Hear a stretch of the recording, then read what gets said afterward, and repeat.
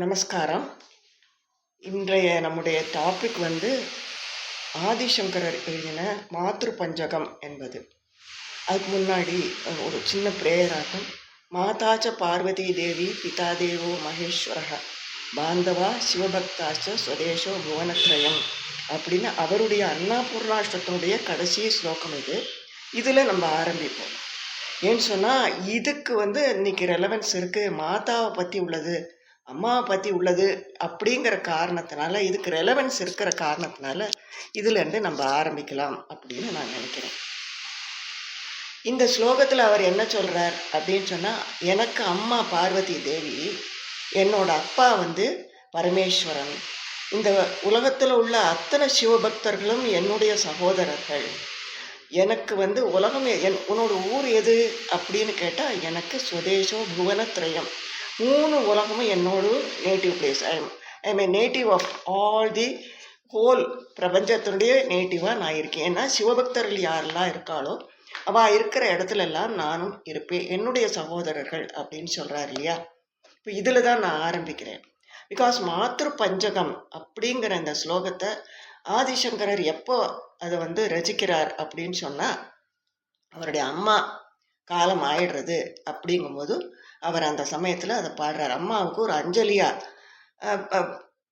பிரணாமமாக அதை அவர் நடத்துகிறார், அது பண்ணுறார், ரசிக்கிறார். ஸோ அதனால் இதுக்கு இந்த ஸ்லோகத்தை நம்ம எடுத்துக்கிறோம். ஏன்னு சொன்னால், நம்ம பார்த்தோம்னு சொன்னால், நம்ம அம்பாங்கிற வார்த்தைக்கே அம்மான்னு தான் அர்த்தம். நம்ம தேவியை எங்கே பார்த்தாலும் காளிகாம்பாள், மீனாட்சி அம்பாள், நீலாயுதாட்சி அம்பாள் இல்லையா, அந்த மாதிரி அம்பாள்னு சொல்லும்போது அம்பா என்று சொன்னாலே அம்மா தான். அவள் ஜெகத் ஜனனியாக இருக்கா, உலகத்துக்கெல்லாம் அவள் அம்மா. அப்படி வரும்போது நம்ம எல்லாம் அவளோட குழந்தைகள். சிமிலர்லி ஸ்ரீ வைஷ்ணவத்தில் பார்த்தோம்னு சொன்னால், லக்ஷ்மி தேவியை மகாலட்சுமியை தாயார்னு சொல்லுவாள். தேவராஜ பெருமான் அப்படின்னு வரும், தேவராஜ பெருமாள்னு வரும். அம்பாளை வரும்போது பெருந்தேவி தாயார் அப்படின்னு வரும். தாயாருங்கிற வார்த்தை, அம்மாங்கிற வார்த்தை, அம்பாங்கிற வார்த்தை எல்லாமே ஒரே உறவைத்தான் குறிக்கிறது. அம்மாங்கிற உறவை. இந்த அம்மாங்கிற உறவு எத்தனை உசந்தது அப்படிங்கிறத பார்த்தோம்னு சொன்னால், இந்த அம்பாங்கிற வார்த்தை நம்ம பசுவை கொடுக்கும்போது நம்ம குழந்தைகிட்ட என்ன சொல்லுவோம்? அம்பா பாரு, அம்பாய் பாரு, அம்பா பாரு. அது அம்பான்னு தான் கத்தும், அம்பேன்னு தான் கூப்பிடும். அதனால அதுவும் ஒரு அம்பாவாக, ஒரு அம்மாவாக நம்ம நினைக்கிறோம். அடுத்ததாக நம்ம அம்மாவாக நினைக்கிறது எதை அப்படின்னு சொன்னால், பிருத்வி, இந்த பூமி. என்னெல்லாம் அநியாயம் பண்ணுறோம், தோன்றது போராது, துப்புறது போராது, உள்ள அசிங்கம் அவ்வளோ பண்ணி அந்த பூமியை ஒரு வழி பண்ணி விட்டுடுறோம். ஆனாலும் கூட அவள் எவ்வளவு தூரம் பொறுமையாக இருக்காங்கிறத நம்ம பார்க்குறோம். ஸோ பிருத்விங்கிறதும் அம்மா, பசுங்கிறதும் அம்மா, தேவி தேவியும் கூட நமக்கு அம்மாவா இருக்கா என்கிற போது, இது எல்லாத்துக்குமே யார் குழந்தை? அம்பாளுக்கு இந்த உலகம் பூரா குழந்தை இல்லையா. ஆதிசங்கரர் அப்படித்தானே சொல்றார், நம்ம எல்லாரும் பிரதர்ஸ் அண்ட் சிஸ்டர்ஸ், இந்த உலகம் பூராவும் எனக்கு பந்துக்கள் அப்படின்னு ஏன் சொல்றார்? என்னுடைய அம்மா தேவி இல்லையா, பரமேஸ்வரி. ஸோ அந்த பரமேஸ்வரிக்கு உலகமெல்லாம் குழந்தைகள். ஆனால் நம்ம அம்மாவுக்கு நம்ம குழந்தைகள் தான் அவளோட உலகமாக இருக்கும் இல்லையா. அவளுக்கு எந்த பெண்ணுமே பிறந்ததிலிருந்தே அவள் தாயாக வேண்டும் என்கிற ஒரு ஐடியாலே தான் அந்த சிருஷ்டி நடந்திருக்கு. அவளுக்கு அதற்கான உடற்கூரை அமைத்து கொடுத்துருக்கிறான் இறைவன். அது மட்டும் இல்லை, அவளை அதுக்காகவே ட்ரெயின் பண்ணுறான், டியூன் பண்ணுறா. எப்படின்னு சொன்னால், அவள் பெரியவள் ஆகும்போதே நீ இப்படி இருக்கணும், அப்படி இருக்கணும்னு சொல்லி அந்த குழந்தைய நல்லபடியாக வளர்த்து, அந்த குழந்தைக்கு தாய்மையினுடைய மகத்துவத்தை சொல்லி கொடுக்குறான். தாய்மை அடைவதுங்கிறது ஒரு பெரிய பேராக நம்ம நினைக்கிறோம்.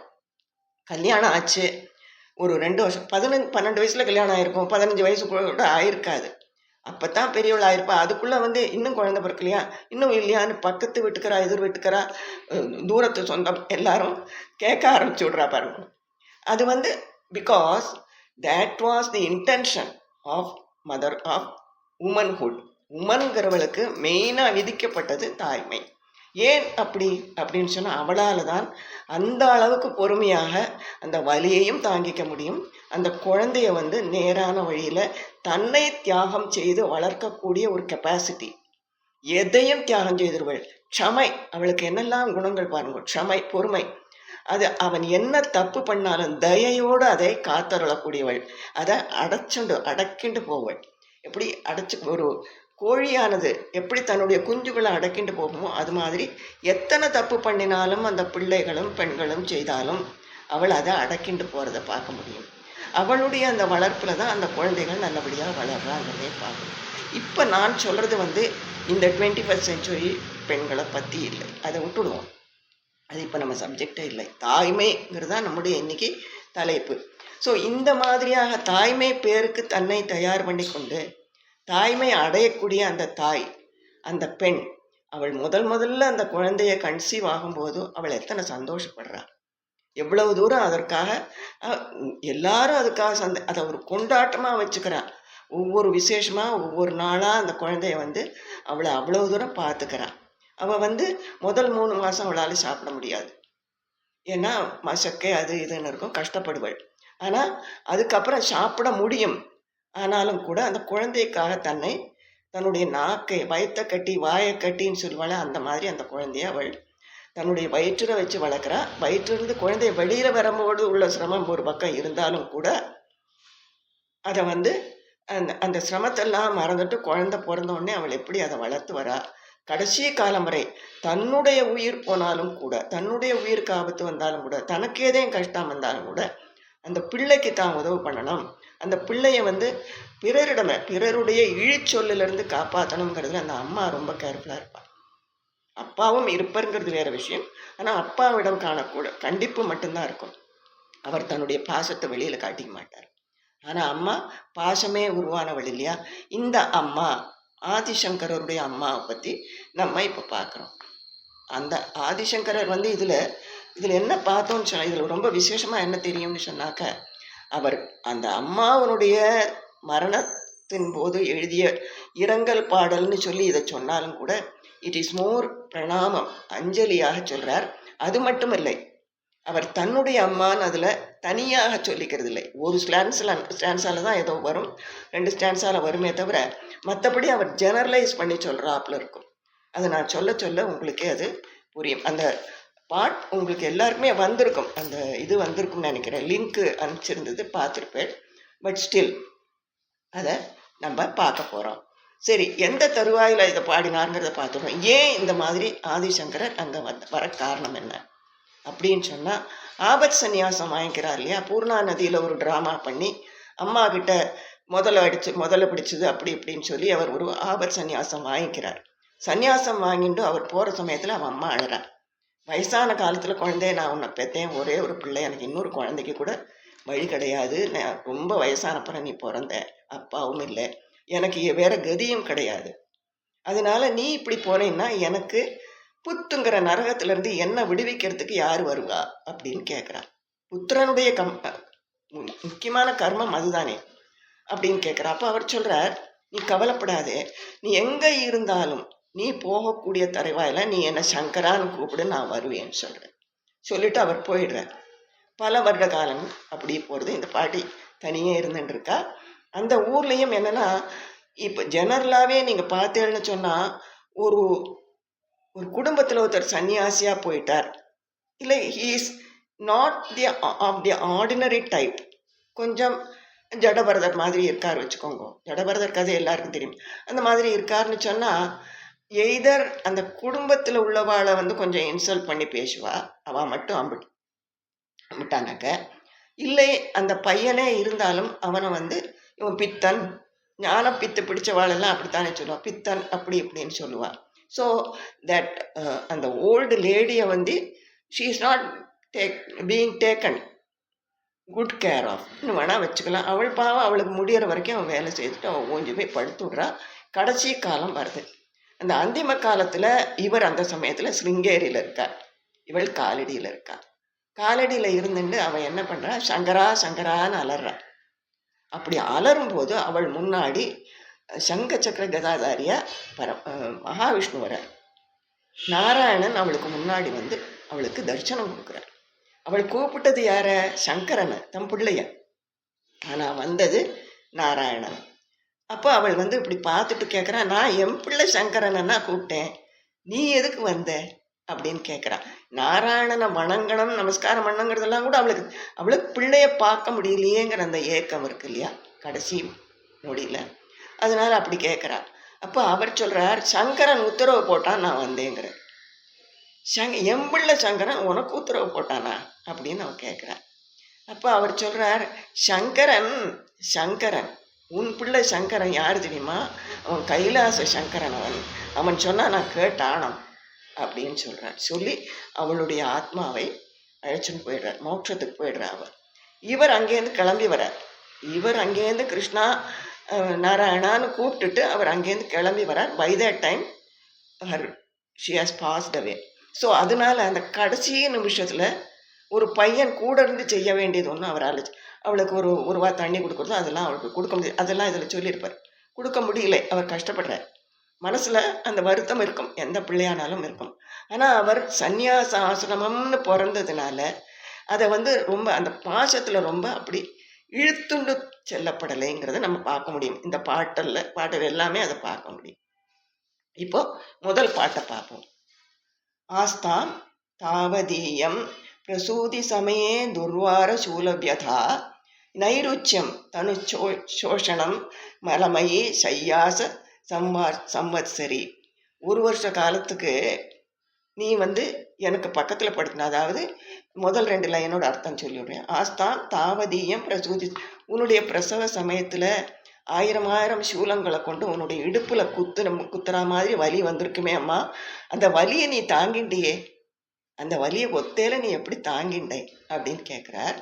அது மட்டும் இல்லை, உனக்கு முதல்லலாம் உனக்கு சாப்பாடு நைருச்சியம், ருச்சி இருந்திருக்காது, சாப்பாட்டில் ருச்சி இருந்திருக்காது, எதை பார்த்தாலும் உமட்டல் வந்துட்டு இருக்கும்.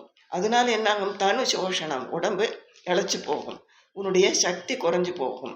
இதெல்லாம் போராதுன்னு சொல்லி ஒரு வழியாக குழந்தைய பெத்தப்புறம் பக்கத்தில் பாயில் போட்டுருப்பேன், உனக்கு பக்கத்தில் நானும் படுத்துட்டு இருப்பேன் இல்லையா? அந்த சமயத்தில் மலமூத்திரம் எல்லாம் தானே போகும். அதெல்லாம் ராத்திரி எழுந்து தூக்கம் இல்லாமல் எழுந்து அதை தொடச்சி விட்டு வேற துணி மாற்றி, அப்போல்லாம் என்ன இதெல்லாம் உண்டா, பேம்பர்ஸ் எல்லாம் கிடையாது இல்லையா? ஸோ அந்த மாதிரி தினசரி ராத்திரி பகலாக என்னை முழித்து எனக்கு என்ன சுத்தம் பண்ணி உன்னோட உடம்பும் அதனால் பாதிக்கப்பட்டது இல்லையா? அதெல்லாம் வந்து அவர் சொல்கிறார். ஒரு வருஷ காலம் அந்த மாதிரி நீ கஷ்டப்பட்டிய, அதில் எங்கூட நீயும் படுத்துட்டு இருந்தியே அப்படின்னு கேட்குறார். ஏகஸ்யாபி ந கர்ப்பபார பரண கிளேஷஸ்ய யக்ஷமஹா. இந்த பிள்ளை வளர்றான், ஒரு பிள்ளை இப்படி பிறந்து பக்கத்தில் படுத்துட்டு அம்மாவுக்கு எவ்வளோ துன்பம் கொடுக்க முடியுமோ கொடுத்துட்டு அவன் வளர்ந்த பிள்ளை ஆயிடுறான். அப்போது அவன் வந்து அம்மா கிட்ட, அம்மா நீ கர்ப்ப காலத்தில் என்னை சுமக்கிறதுக்கு எவ்வளோ கஷ்டப்பட்டை, என்னை கொஞ்சம் நான் கொஞ்சம் அந்த கர்ப்ப பாரத்தை நான் தாங்கிக்கிறேன்னு சொல்லி வாங்கிக்க முடியுமா?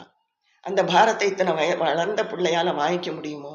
அந்த பாரம் அவள் தான் சுமக்கணும், அவள் தான் அந்த வலி எடுத்து அவள் தான் நொந்து தான் பெற முடியும் இல்லையா? ஸோ அதுக்கு வந்து யாராலையும் ஒன்றும் செய்ய முடியாது. அவளுடைய பெருமை அது, அவளுக்கு தாய்மைக்குரிய மகத்துவம் அது. அவளால் தான் அதை பண்ண முடியும், அவளால் தான் அதை தாங்கவும் முடியும்.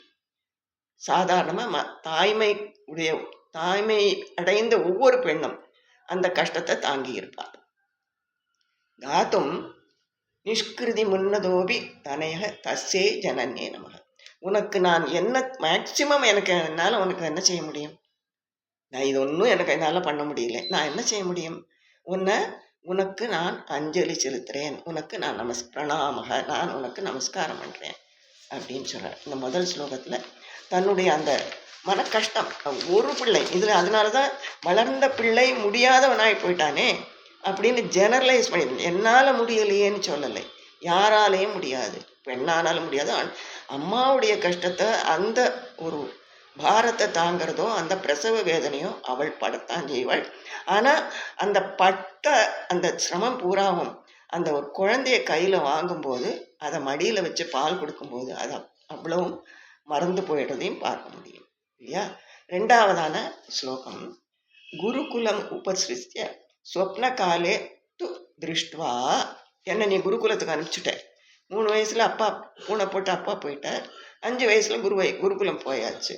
எதி சமுச்சித வேஷம் பிராருதோ மாம் துவமுச்சைஹி. நீ என்ன பண்ணின, என்னை குருகுலத்தில் அனுப்பிச்சிருக்க. 5 வயசு குழந்தை அது குருகுலத்தில் இருக்கு. ஒரு நாள் நீ சொப்பனம் கண்ட. என்ன சொப்பனம் கண்ட தெரியுமா? எதி சமுச்சித வேஷம்.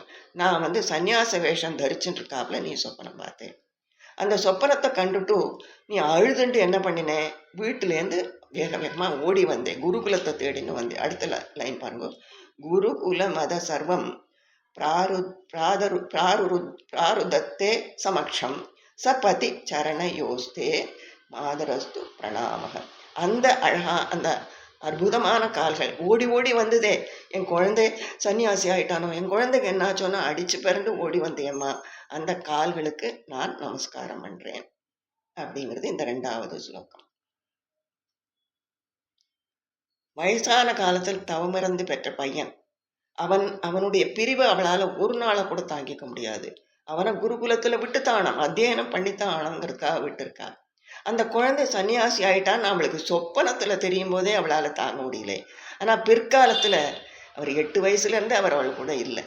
அவள் என்ன மனசு கஷ்டப்பட்டிருப்பாள் இல்லையா? அடுத்தது பாருங்க. ந தத்தம் மாதஸ்தே மரண சமயே தோயம் அபிவா ஸ்வதாவா நோ தேயா மரண திவசே ஸ்ராத்த விதினா ந ஜப்தோ மாதஸ்தே மரண சமயே தாரக மனுகு அகாலே சம்பிராப்தே மயு குரு தயாம் மாதுரதுலாம். அம்மா, அதுல்யமான, அதாவது லிமிட்லெஸ் தயை உனக்கு என்கிட்ட வேணும். எதுக்கு தெரியுமா? நீ என்கிட்ட தயை காட்டித்தான் ஆனும். எதுக்கு தெரியுமா? நீ மரணமடையக்கூடிய நேரத்தில் பக்கத்தில் இருந்து ஒரு உத்திரணி தண்ணி, துளசி தீர்த்தம் நான் விடலை, கங்கா தீர்த்தம் நான் விடலை. நாங்கள் இல்லவே இல்லையே, இல்லை. அது என்னால் பண்ண முடியல. பண்ணியிருக்கலாம், இருந்திருந்தா பண்ணியிருக்கலாம், இல்லை. அடுத்தது ஸ்வதாவா நோதேயா மரண திவசம். ஏன்னா he has no right for this. அதனால் ஸ்ராத்த திவசம், உன்னுடைய ஆனிவர்சரிக்கு, வருஷம் நடக்கக்கூடிய ஆப்தீகத்துக்கு என்னால் பண்ண முடியாது. ஸ்வதா சொல்லி உனக்கு பிண்டம் சமர்ப்பிக்க எனக்கு ரைட்டு கிடையாது. உனக்கு அக்னி வளர்த்து ஒன்றும் செய்யறதுக்கு எனக்கு ரைட்டு கிடையாது. ஏன்னா நான் சன்னியாசி. அதனால் எனக்கு என்னால் அது முடியாதே, என்னால் அது முடியாதே அப்படிங்கிறார். அடுத்ததாக நான் ஜப்தோ மாதஸ்தே, மரண சமயத்தில் அந்த அப்பாவையோ அம்மாவையோ வலது மடியில் போட்டுண்டு, வலது தொடையில் போட்டுண்டு, பிள்ளை வலது காதில் ராம ராம ராமா என்கிற தாரக நாமத்தை சொல்லணும். அது எல்லா இடத்துலையும் உள்ளது. அது மாதிரி நான் உனக்கு பண்ண முடியலையே. ஏன்னா நான் வரும்போது நீ மோட்சம் அடைஞ்சாச்சு. ஒரு பிள்ளை இதெல்லாம் என்ன செய்கிறான், அவளை பித்ருலோகம் வழியாக அவளை மோட்சத்துக்கு அனுப்பணுங்கிறதுக்கு. பட் இவரால் அதெல்லாம் முடியாது. ஆனால் ஏற்கனவே அவளுக்கு மோட்சம் கிடைக்கும்படியாக இவர் அதுக்கு ஏற்பாடு பண்ணிடுறார் இல்லையா? அதனால் அவர் சொல்கிறார், ஆனாலும் கூட நீ என்கிட்ட எல்லையற்ற அன்லிமிட்டெட் தயை என்கிட்ட, மேர்சி என்கிட்ட காட்டணும் அப்படின்னு அம்மா கிட்ட கேட்கிறார். இதுக்கு அடுத்த ஸ்லோகத்தை பாருங்க. எப்படியெல்லாம் எனக்கு கொஞ்சினேன். முக்தா மணிஸ்துவம் நயனம் மமேதி ராஜேதி ஜீவேதி சிரம் சுதத்வம் இத்யுக்தவத்யா ஸ்தவ வாச்சி மாதக ததாமியகம் தண்டுலமேஷ சுஷ்கம். அதாவது இது ரொம்ப மனசுக்கு கஷ்டமாக இருக்கும். குழந்தை பிறந்த உடனே அம்மா ராஜா கண்ணே மணியே முத்தம் தானே ஒரு பாட்டு 4ஆம் கிளாஸில் படிச்சிருப்போம். அந்த தாயாருடைய தாலாட்டை பற்றி. கண்ணே மணியே முத்தந்தா, கட்டிக்கரும்பே முத்தந்தா, தேனே பாலே முத்தந்தா, தெவிட்டா கனியே முத்தம். அது ரொம்ப நல்லா இருக்கும் அந்த ஸ்லோகம், அந்த பாட்டு. அது மாதிரி நீ என்னை முத்தே மணியே கண்ணே ராஜான்னெல்லாம் கூப்பிட்டு தினசரி ஒரு 10 தரம் ஆயுசோடு இருக்கணும், சிரஞ்சீவியாக இருக்கணும் அப்படின்னு நீ என்னை பார்த்து சொல்லியிருப்ப இல்லையா? எனக்கு தினசரி ஆசீர்வாதம் பண்ணியிருப்பியாம்மா. உன்னுடைய வாயினால் எனக்கு எப்போதும் வாழ்த்து மட்டும்தானே வந்திருக்கும். இப்படி என்னை வாழ்த்தின, என்னை ஆசீர்வாதம் பண்ணின உன்னுடைய வாய்க்கு நான் என்ன பண்ணணும்? ஸ்வீட்டு கொடுக்கணும். ஆனால் நான் என்ன கொடுக்குறேன் தெரியுமோ? ஒரு பிடி வரட்டு அரிசியும் வாயில் போடுறேன். உனக்கு நான் வாய்க்கரிசி போடத்தான் எனக்கு கொடுத்து வச்சிருக்கு அப்படின்னு சொல்கிறார் இதில். அடுத்ததாக இது கடைசி ஸ்லோகம். இதில் அஞ்சலி, இதில் தான் அஞ்சலிங்கிறதுக்கு அந்த வார்த்தையை அவர் யூஸ் பண்ணுறார். அம்பேதி தாதேதி சிவேதி தஸ்மின் பிரசூதி காலே எதவோச்ச உச்சைகி. உச்ச சுரத்தில் நான் பிறக்கிற நேரத்தில் வலி தாங்க முடியாத அம்மா அப்பா சிவா அப்படின்னுலாம் நீ கத்திருப்பியாம்மா. ஆனால் நான் இப்போ உனக்காக கிருஷ்ணா கோவிந்தா ஹரே முகுந்தா அப்படின்னு அந்த தெய்வத்தினுடைய நாமங்களை நான் உனக்காக உறக்க யஹோ ஜனன்யை ரச்சிதோயம் அஞ்சலிகி. கிருஷ்ணேதி கோவிந்த ஹரே முகுந்தேத்தி முகுந்தேதி அஹோ ஜனன்யை ரச்சிதோ அயம் அஞ்சலி. நான் உனக்கு அந்த மாதிரி சொல்லி கிருஷ்ணா கோவிந்தா ஹரே முகுந்தா அப்படின்னு சொல்லி உனக்கு நான் அந்த வார்த்தைகளை சொல்லி உனக்கு நான் அஞ்சலி பண்ணுறேன் அப்படின்னு சொல்லி இதை முடிக்கிறார். இப்போது ஆச்சாரியால் நான் அதுதான் சொன்னேன். அதில் அவருடைய வருத்தம் இருக்கும். அம்மா போயிட்டாங்கிற வருத்தம் ஓரளவு இருக்கலாம், நமக்கு தெரியாது. அவள் மனசில் என்ன இருக்குன்னு நமக்கு என்ன தெரியாது. ஆனால் இதை நான் ஏன் ஜெனரலைஸ்டுன்னு சொல்கிறேன்னா, இது தனக்காக எந்த ஸ்லோகம் ஆச்சாரியால் பண்ணினதை பார்த்தாலும் அவர் தனக்காக வேண்டி அதை பண்ணிக்கலை. உலகத்தில் உள்ள ஜெனரலாக இருக்கக்கூடிய ஜனங்களுக்காக தான் அதை பண்ணுறார். இப்போது நான் உன்னுடைய மரண சமயத்தில் என்னால் இருக்க முடியல, தண்ணி கொடுக்க முடியலன்னு சொல்கிறாரு. இன்றைக்கி நீங்கள் பார்த்தேன்னா இப்போ 21st செஞ்சுரியை விட்டுடுங்க.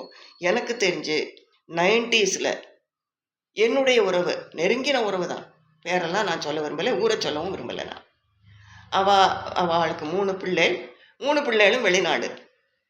அந்த மூத்த பிள்ளை அமெரிக்காவில் இருக்கான், வேறு ஆஸ்திரேலியா எங்கே இருந்திருப்பா, இந்தியாவில் இல்லை. நான் சொல்கிறது 80s 90s 90s, ஆமாம் 90s 1990s இருந்திருக்கா. இவா இந்த அம்மா அவர் முதல்ல போயிட்டார். அவர் போனதுக்கும் தேவர் நாட் நியர்பை. அப்புறம் தான் வந்தா. இந்த அம்மா ஒரு ஓல்டேஜ் ஹோமில் தனியாக இருந்தால் அவள் போயிட்டாங்கிற தகவல் அந்த மூத்த பிள்ளைகளுக்கு எல்லாருக்குமே தகவல் தெரிவிக்கப்பட்டது. ஆனால் என்ன நடந்ததுன்னா, அந்த சமயத்தில் அந்த மூத்த பிள்ளை ஹி வாஸ் இன் இந்தியா. அவன் சென்னையில், அவள் கோயம்புத்தூரில் இருந்திருக்கா, பட் சென்னையில் இருந்தானா, வேறு எங்கே இருந்தானா, ஏதோ வேலை விஷயமா அமெரிக்காவில் இருந்து அவன் வந்திருக்கான் 2 நாளில். இவனுக்கு தகவல் தெரிவிக்கப்பட்ட உடனே அவனுக்கு இல்லையோ அவன் எங்கே இருக்கான்னு ஹாஸ்பிட்டலில் இருக்கா அப்படின்னு சொன்னோடனே அவன் சொன்னானா, இந்த body is in the hospital, நாங்கள் என்ன பண்ணணும்னு அந்த ஹோம்லேருந்து கேட்டிருக்கா. இவன் சொன்னானா, நான் இன்னைக்கு I have to return to states today. ஏன்னு கேட்டால், நான் இப்போ ஆக்சுவலாக கிளம்பிட்டுருக்கேன். நான் இங்கே என்ன வேலையாக வந்தேனோ அதனுடைய ரிப்போர்ட் நான் அங்கே போய் கொடுக்கணும். இல்லைன்னா என்னுடைய கம்பெனிக்கு எத்தனையோ கோடி ரூபா டாலர் கணக்கில் லாஸ் ஆகிடும். ஸோ நான் இன்னைக்கு போயிட்டு அவள்கிட்ட கொடுத்துட்டு நான் ஐ வில் கம் பேக். அடுத்த ஃப்ளைட் எதையும் பிடிச்சோ 2 நாள் கழிச்சோ நான் வரேன். Till then let her be in the மார்ச்சுரின்னு சொன்னானா அந்த பையன். அதுக்கப்புறம் 2 நாள் கழித்து பண்ணியிருப்பனா இருக்கும். See, the loss of his mother is nothing to him when compared to crores of dollars lost to his company, which may not have any gratitude for him. அவன் retire ஆகிறது இன்னைக்குள்ள நிலைமையில அவன் அங்கங்கே இருந்தால் ட்ரம்பே தூக்கி எரிஞ்சிடலாம்.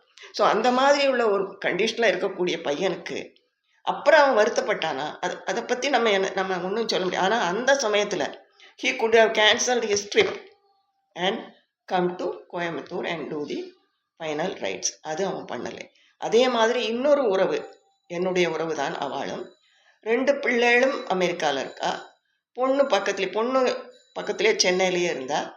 அவள் என்ன பண்ணா, அம்மாவும் அப்பாவும் தனியாக இருக்காங்கிறதுக்காக பக்கத்தில் ஒரு ஃப்ளாட்டில் கொண்டு குடி வச்சுட்டு she was taking care of them. சன்னின்லாவும் பொண்ணும் பார்த்துட்டு இருந்தா. அப்படி இருக்கும்போது அந்த அம்மா ஷீ காட் பெட் ரிடன். 10 வருஷம் she was in bed, nearly 10 to 11 years. இதுக்கு நடுவில் இந்த பொண்ணுக்கு unfortunately she got cancer and died. So அப்பா என்னாச்சு, மாப்பிள்ளையும் அந்த பொண்ணோட பிள்ளைகள் இருந்தா இல்லையா, இருக்கா. அந்த பிள்ளை நாட்டு பொண்ணு மாப்பிள்ளை இவா they were taking her care of her and after some time she died. அது அவள் போன அப்புறம் அந்த மாமா, அந்த ஹஸ்பண்ட் வாஸ் தேர். அவளுக்கு செகண்ட் சன் இருந்துட்டான். அதனால அந்த சமயத்தில் அந்த செகண்ட் சன் இருந்ததுனால அவன் இருந்துட்டான். அப்புறம் பையன் மாத்திரம் வந்தான் போல இருக்கு. தி டாட்டர்ஸ் இன் லா டெவர் அங்கேயும் வரல, இங்கேயும் வரல. Never they did care to come. அவன் வந்திருக்கான். இவன் வந்து எல்லாத்தையும் பண்ணிட்டு செகண்ட் சன்னும் ஃபர்ஸ்ட் சன் வந்தானா தெரியாது. அது முடிஞ்சு போச்சு. இந்த தாத்தா மாத்திரம் இருந்திருக்கார். ஹி வாஸ் 94, கண்ணு தெரியாது, காது கேட்காது. By then the son in law also died. Just imagine the situation. இந்த தாத்தா தனியே ஃப்ளாட்டில் இருக்கார். அப்போ அவர் வந்து அவருடைய அந்த பேரனுடைய wife, both of them employed. அம்மா 2 பேரும் ஆள் போட்டு இவ சமையல் பண்ணி அவருக்கு கொடுத்து they were taking care of him. And when he died some 2 years back, both the sons did not care to come. It was done by, everything was done by the grandson and granddaughter-in-law. அவா பண்ணிட்டு அந்த வீட்டை ஒதுக்கி வச்சுட்டு பூட்டி வச்சுட்டு அவா போனான். That house is there. நான் என்ன சொல்கிறேன், இந்த ஆதிசங்கரருடைய 2000 வருஷத்துக்கு முந்தி இருந்தது இருக்கட்டும், அது வந்து அந்த காலத்துக்கு அது பொருத்தமாக இருந்தது. இப்போ எங்களுடைய வேலைகளுக்கெல்லாம் டூ யூ திங்க் எனி வேற மதத்தவர்களை நம்மளை விட்டுடுவோம், வேற மதத்தவர்களை பற்றி யோசனை பண்ணி பாருங்க. அமெரிக்காவில் இருக்க கிறிஸ்டியன்ஸ் இருக்கா, முஸ்லீம்ஸ் இருக்கா, எனி ரிலிஜன், அம்மாவும் அப்பாவும் சேர்த்து போனால் அதுக்குள்ள முக்கியத்துவம் அவள் கொடுக்கத்தான் செய்கிறா. 10 நாளா 16 நாளா மாசா சர்வீஸா ஏதோ ஒன்று பண்ணத்தான் செய்கிறா. They do something for the departed soul. நம்மளை மாதிரி ரிச்சுவல்ஸ் இல்லையா இருக்கலாம், the rituals may be different. ஆனால் இங்கே இருக்கக்கூடியவா வெளிநாட்டில் போய் உட்காந்து அங்கே உள்ள கல்ச்சர் நீ ஃபாலோ பண்ணுறியே, அந்த கல்ச்சர்காரனுடைய அந்த நல்லதை நம்ம எடுத்துக்கணும்னு தோணலை, நம்ம போனோம் வரணுங்கிறது தோணலை. இதுக்காக நம்ம வருத்தப்படுத்த முடியும், ஆதங்கப்படுத்த முடியும், அந்த அவளுடைய சோலுக்காக நம்ம ப்ரே பண்ணிக்க முடியும், அவ்வளோதான். ஏன்னா எது நடக்கும்னு நமக்கு தெரியாது. இப்போது ஆதிசங்கரங்கிறவர் கேரளாவில் பிறந்து அவருடைய அந்த மாத்ரு பஞ்சகம் என்கிற அற்புதமான அந்த சரம ஸ்லோகம்னு சொல்லுவாளா, அஞ்சலி பிரணாமம், அம்மா கூடிய அஞ்சலியை சம்ஸ்கிருதத்தில் எழுதியிருக்கார். இதே மாதிரியான ஒரு மகான் தமிழ்நாட்டில் பிறந்தார். 2nd century BC இல்லை, அவர் 10th centuryன்னு எனக்கு ஒரு எண்ணம். இவரை பற்றி நான் உங்ககிட்ட சொல்லியிருக்கேன். இவரை பற்றி நம்ம 2-3 இடத்துல இதை பற்றி நம்ம பேசியிருக்கோம். பஜகோவிந்தம் பார்க்கும்போது பார்த்துருக்கோம். காவிரி பூம்பட்டினம் பக்கத்தில் அது சோழ நாட்டில் இருந்த ஒருவர். அவருக்கு வந்து அவள் அப்பா அம்மா வந்து ரொம்ப சிவபக்தர்கள், மர்ச்சன்ட்ஸ், வாணிபர்கள்னு சொல்லுவாங்க இல்லையா, அந்த வைஷ்ய குலத்தை சேர்ந்தவா, ரொம்ப பக்தி உள்ளவா, ஆழமான பக்தி, சிவன்கிட்ட ஆழமான பக்தி இருந்தவா. அவளுக்கு இவர் பிறக்கிறார். இவருக்கு திருவெண்காடர்னு அவள் பேர் வைக்கிறாள். இந்த திருவெண்காடருக்கு ஒரு பிள்ளை குழந்தை பிறக்காம ஒரு குழந்தைய வந்து மரத்துக்கடியிலேருந்து எடுத்து வளர்க்குறார். இதெல்லாம் நான் சொன்னேன். பட்டினத்தாராக இந்த பிள்ளையினுடைய ஒரு இன்ஃப்ளூயன்ஸ்னால, அந்த பையன் வந்து ஆக்சுவலி சங்கரன் பரமேஸ்வரனே அவருக்கு வந்து பிள்ளையாக வந்து வளர்றார். பிறக்கலை, அந்த மரத்தடியில் வந்து படுத்துக்கிறார். இவர் எடுத்து வளர்க்குறார். அந்த குழந்தைய வந்து வெளிநாட்டுக்கு வியாபாரத்துக்கு போயிட்டு, நினைவு இருக்கா தெரியல உங்களுக்கு, போயிட்டு வரட்டி உமி எல்லாம் கொண்டு வரான். இவர் செல்வத்தை கொண்டு வர போகிறான்னு நினச்சிட்டு இருக்கார். அவன் இதெல்லாம் கொண்டு வந்தோடனே அவருக்கு கோபம் வருது. அப்போ அவர் திரும்பி பார்க்கும்போது அவன் ஒரு ஓலை நறுக்கையும் ஒரு காது அருந்து போன ஊசியையும் கையில் கொடுத்துட்டு அவன் அடுத்த ரொம்ப போகிறான். அப்படியே மறைஞ்சு போயிடுறான். அப்போ அந்த ஓலை நறுக்கில் எழுதியிருக்கு, காதருந்த ஊசியும் வாராதுகான் கடை வழிக்கு அப்படின்னு எழுதியிருக்கு. இதை இவர் படித்த உடனே இவருக்கு பொறி தட்டுறது.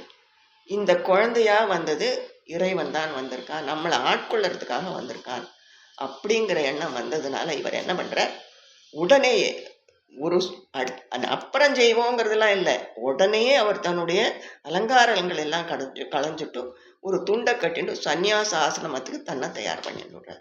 சொத்துக்கத்தெல்லாம் அப்படியே போட்டபடி வீட்டை விட்டு வெளியில் வந்து விடுறார். மனைவியையும் விட்டு விடுறார். ஒரு மனைவி இருக்கா இல்லையா, அவளையும் விட்டு விடுறார். விட்டுட்டு அவர் வந்து அவர் பிக்ஷை எடுத்துண்டு அப்படியே நடந்து போக ஆரம்பிக்கிறார். இவருக்கு ஒரு அம்மா இருக்கா, ஒரு அக்கா இருக்கா. அந்த அக்கா அம்மா எல்லாரும் அதே ஊரில் இருக்கா. அந்த ஊரில் பேர் பெற்ற குடும்பம். அதை பார்க்கணும் நம்ம. எல்லாருக்கும் அவளை தெரியும். அவர் வணிகர் அப்படியாக்கும் இப்படியாக்கும். நவகோடி நாராயணன் இருந்தான் இல்லையா, அந்த மாதிரி எல்லாருக்கும் அவரை தெரியும். அத்தனை பணக்காராவா.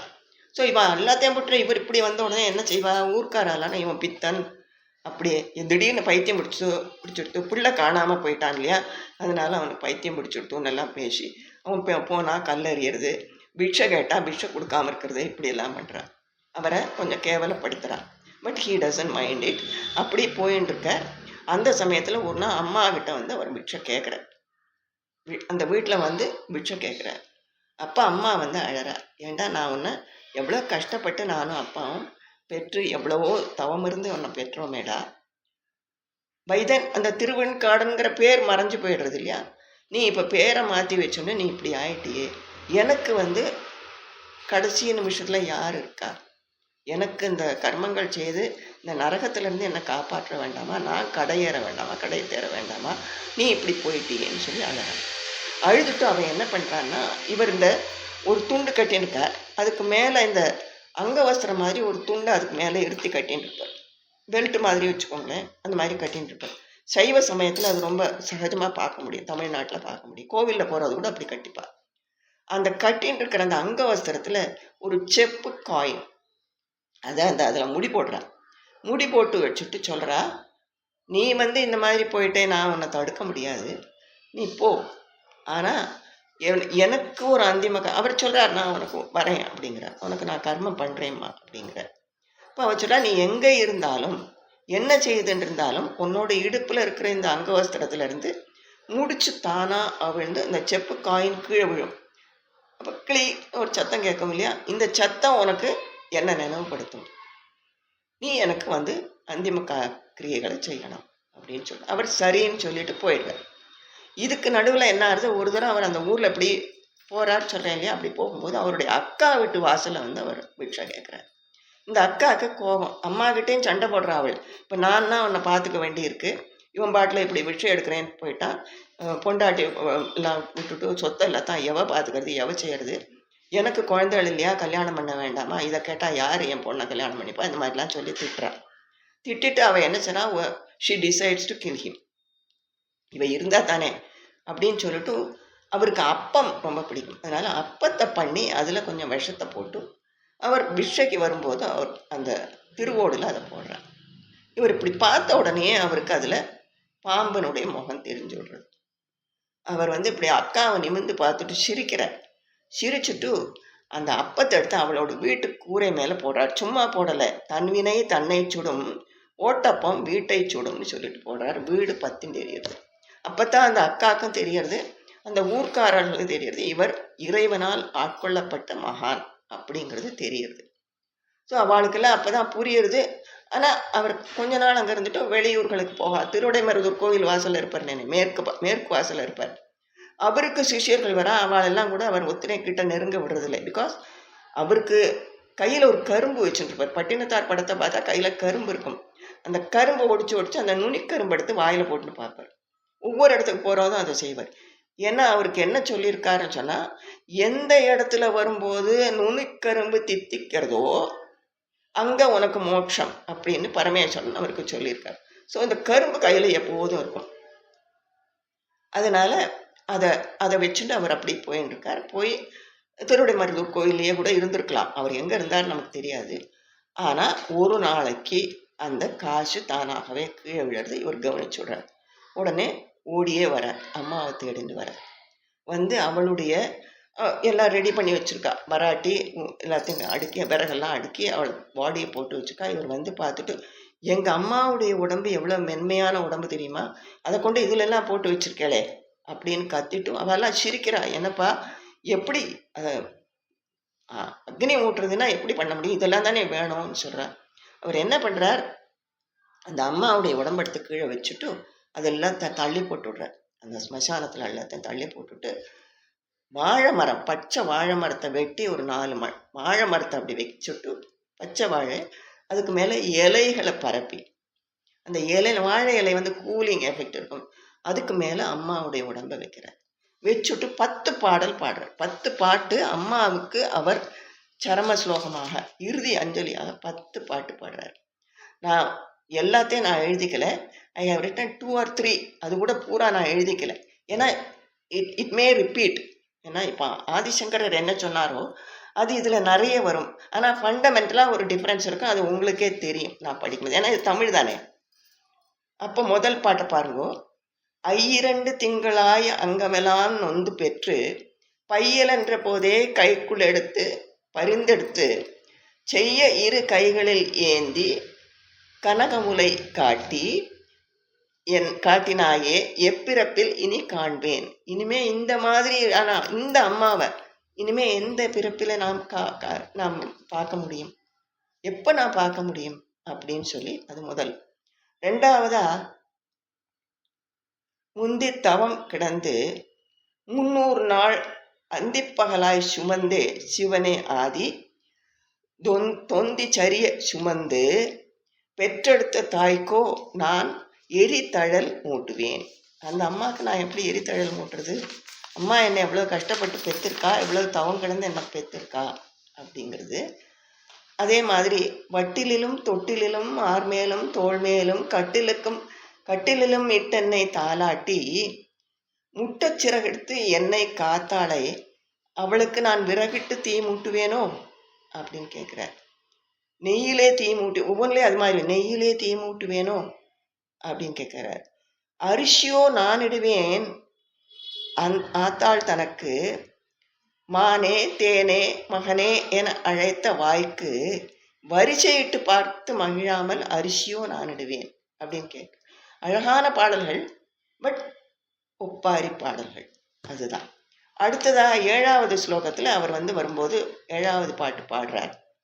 முன்னை இட்டதி முப்புறத்திலே பின்னை இட்டதி தென் இலங்கையில் அன்னை இட்டதி அடிவயிற்றிலே யானும் இட்டதி மூழ்கவே அவர் சொன்ன உடனே அந்த பச்சை வாழை மட்டை 10 எரிஞ்சு அம்மாவுக்கு இறுதி சம்ஸ்காரம் நடக்கிறது. அதுக்கப்புறம் 2 பாட்டு இருக்குது. அதுவும் இதே மாதிரி தான். என்னோட அம்மாவை நான் இனிமேல் பார்க்க முடியாதே என்று ஏங்கி அவர் வருத்தப்படுறத நம்ம இதில் பார்க்க முடியும். ஸோ இதை நீ அதுக்கு தான் 2-3 மட்டும் நான் எழுதிட்டேன். அநேகமாக இந்த மாதிரி எங்கள் அம்மா எனக்காக எவ்வளோ கஷ்டப்பட்டா, எவ்வளோ நொந்து பெற்றாளே அப்படிங்கிறது ஆதிசங்கரர் சொல்கிறது தான் இவரும் சொல்கிறார். அந்த அம்மாவுக்கு செய்ய வேண்டிய அந்த அஞ்சலி இருவருமே செய்கிறாள்.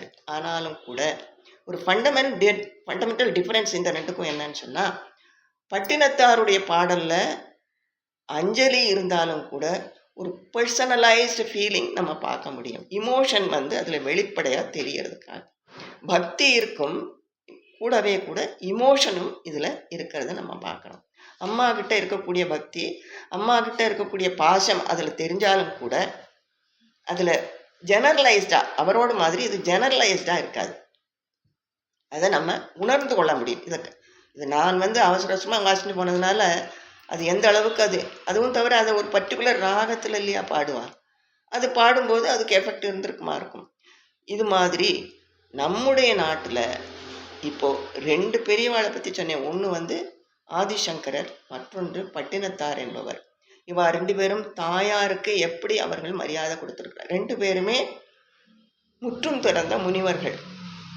அவா தங்களுடைய அம்மாவுக்கு எப்படி அவர்கள் தங்களுடைய இறுதி மரியாதையை செய்திருக்கா, அவள் தாயாரை எப்படி மதிச்சிருக்கா அப்படிங்கிறத பார்க்குறதும், தாய்மை அம்மாங்கிறதுக்கு நம்ம நாட்டில் எத்தகைய ஒரு ஸ்தானம் கொடுக்கப்பட்டிருக்குங்கிறது தெரியும்.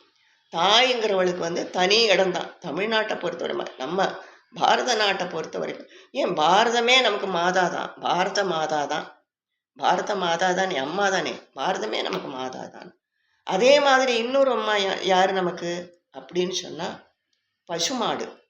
அம்மாவாவது 1 வருஷம் பால் கொடுப்பாள், 5 வருஷம் கொடுப்பலா இருக்கும் மேக்சிமம். அப்புறம் அவள்கிட்ட பால் வற்றி போயிடும்.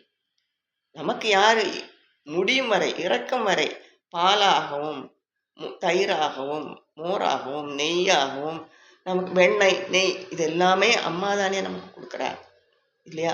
இந்த பால் அந்த அம்பா என்று அழைக்கப்படுகிற அந்த பசுமாடு அது தாய்க்கு ஈடாக வணங்கத்தக்கது இல்லையா?